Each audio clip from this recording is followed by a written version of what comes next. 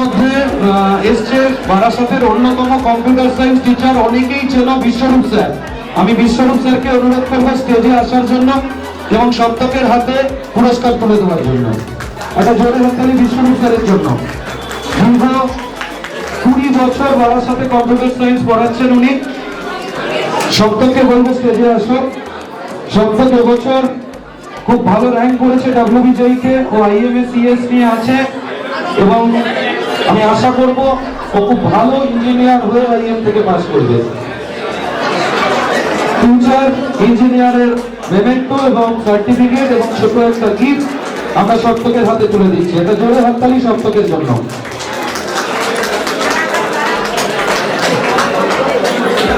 কিছু বলার জন্য অবশ্যই সপ্তককে বলবো। অনেক বলা যায় যে সপ্তক 2 বছর ধরে